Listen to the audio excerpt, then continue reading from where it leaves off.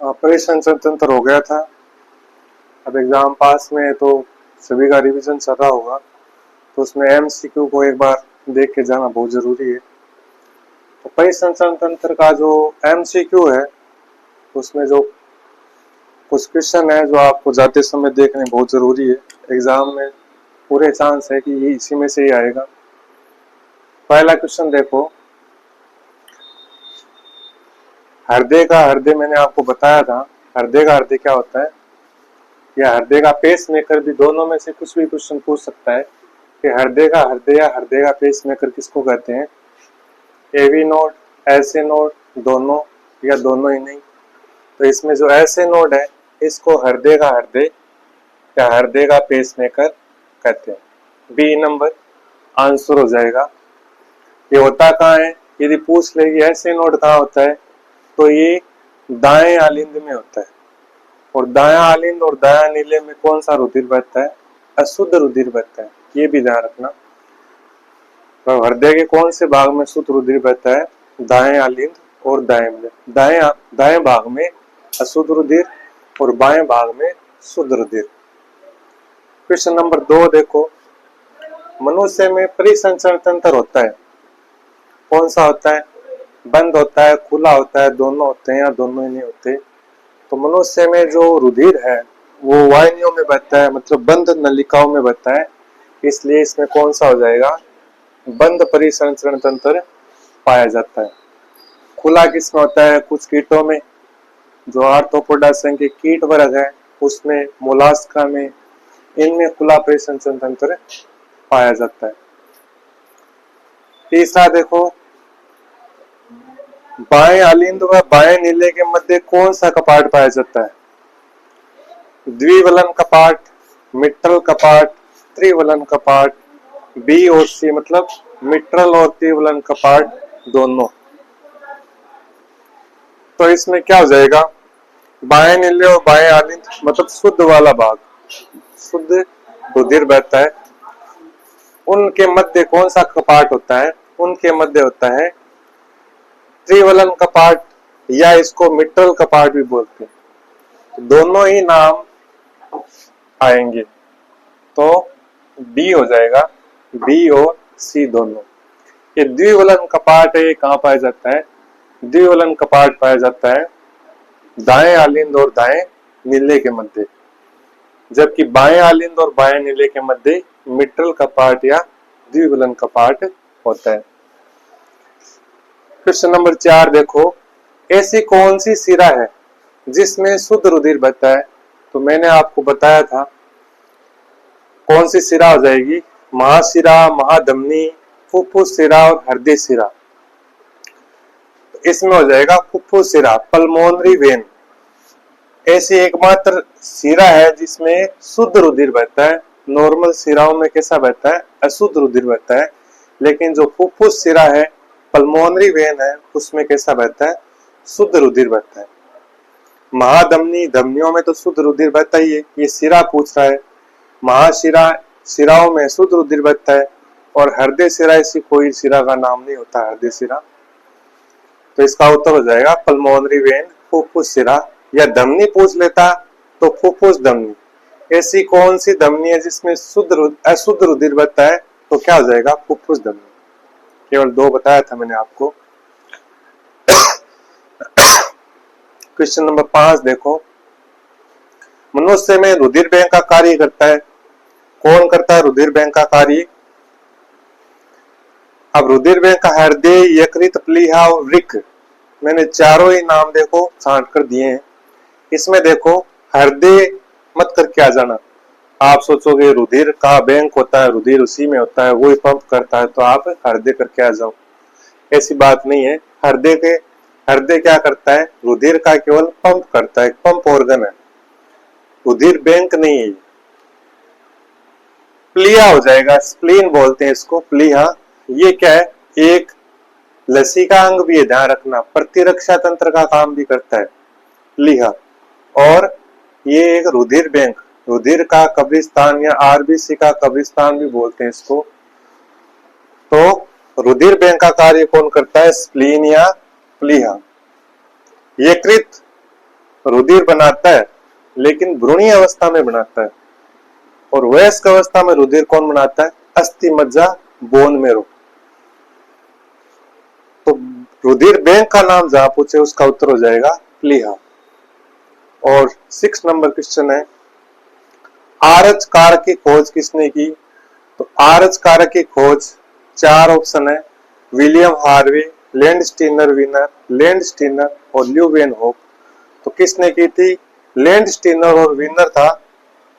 रुधिर के अंदर जो आरच कारक है उसकी खोज की थी लैंडस्टीनर और विनर ने की थी।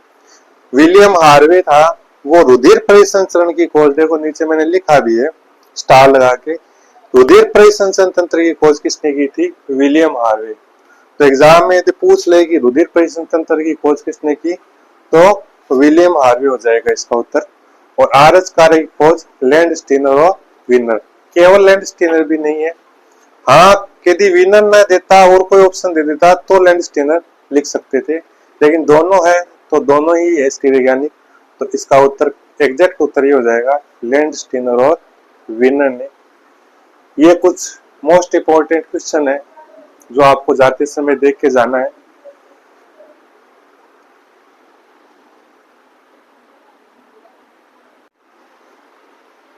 परिसंचरण तंत्र के एमसीक्यू चल रहे थे, तो पता आपको एबी सार्वत्रिक दाता और ग्राही में क्या हो जाएगा? एबी रो तो आप जानते ही हो, ग्राही है वो एबी है, दाता है वो ओ है। लेकिन प्लस माइनस में आपको पूछ ले तो आजकल ऐसे क्वेश्चन आने लग गए हैं, उसमें O positive AB negative, AB positive O negative, दोनों नेगेटिव या दोनों पॉजिटिव, दोनों पॉजिटिव है।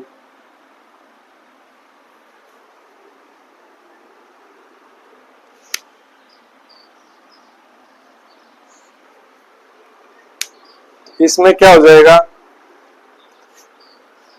सार्वत्रिक ग्राही कौन सा होता है? एबी पॉजिटिव होता है। और सार्वत्रिक दाता क्या होता है? ओ नेगेटिव होता है।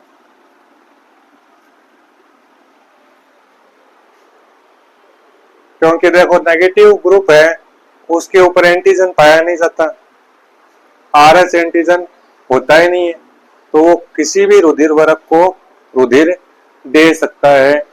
यदि एंटीजन पाया जाता है तो अगले के पास नेगेटिव वाला होता है तो एंटीबॉडी बन जाती है और ब्लड क्लॉट हो जाता। इसलिए जो ओ नेगेटिव है वो सार्वत्रिक क्या हो जाएगा? दाता है। और एपी पॉजिटिव है वो सार्वत्रिक ग्राही है, क्योंकि पॉजिटिव वाला के पास एंटीजन आ रहा है तो भी दिक्कत नहीं है, बिना एंटीजन वाला नेगेटिव वाला ग्रुप आ रहा है तो भी दिक्कत नहीं है। नेक्स्ट क्वेश्चन देखो, हृदय पेशियां होती है रेखित, ऐच्छिक, अरेखित, अनैच्छिक, अनैच्छिक, रेखित और कोई नहीं। अब इसमें थोड़ा कंफ्यूज होने वाली बात नहीं है। रेखित और ऐच्छिक क्या होती है? ऐच्छिक तो होती नहीं है, क्योंकि हृदय धड़कता है वो आपकी इच्छा से नहीं धड़कता है, अपने आप धड़कता है। तो पहली बात तो अनैच्छिक होगी, तो इसमें अनैच्छिक दो में ध्यान रखना, ये तो पहले कट हो गया, तो ऐच्छिक तो होती नहीं। तो अनैच्छिक, अब अनैच्छिक में रेखित होगा अरेखित होगा वहां बात है। तो जितनी भी अनैच्छिक पेशियां होती है ना वो अरेखित होती है, ध्यान रखना।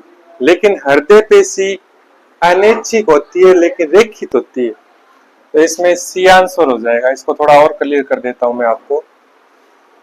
रेखित ऐच्छिक पेशियां कौन सी होती है? कंकाली पेशियां, जैसे हाथ का कंकाल है, इसके ऊपर जो कंकाल के ऊपर जो पेशी होगी ना वो क्या होगी? रेखित होगी और ऐच्छिक होगी। अपनी इच्छा है तो हाथ को घुमाएं, नीचे करें, ऊपर करें, तो ऐच्छिक है और रेखित है। जो भी ऐच्छिक होती है वो रेखित होती है। अरेखित, अनैच्छिक, जो भी आपकी अनैच्छिक पेशियां हैं वो अरेखित होती है।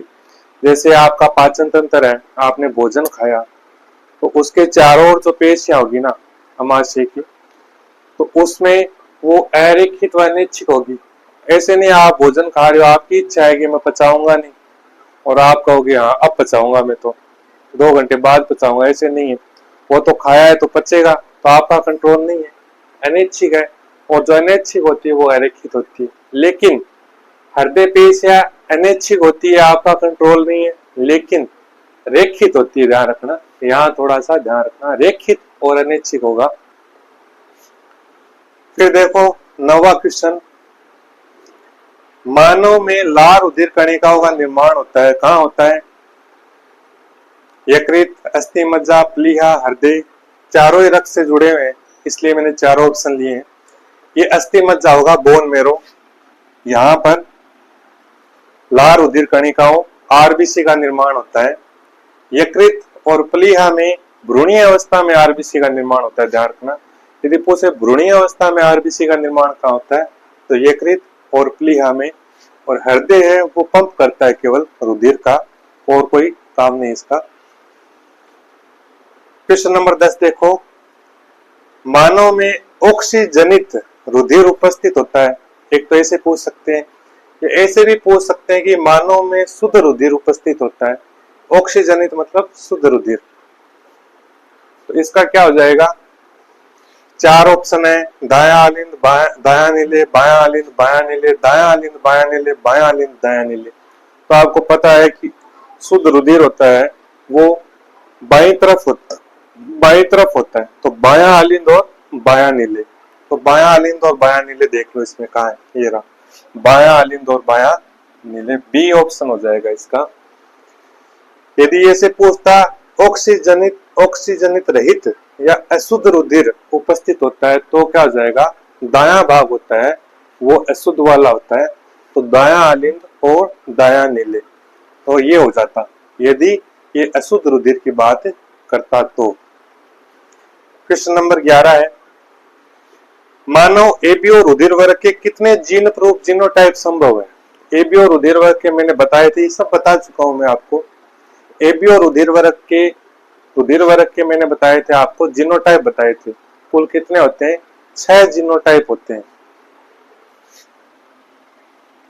6, डी नंबर ऑप्शन। 2 3 4 5 6 होते हैं। कौन कौन से होते हैं मैंने बताया था, देखो ए रुधिर वर्ग के 2 जीनोटाइप बताए थे, ध्यान में हो तो, IA और IA, ये भी ए रुधिर वर्ग होता है, IA और I0। बी रुधिर वर्ग के बताए थे, IB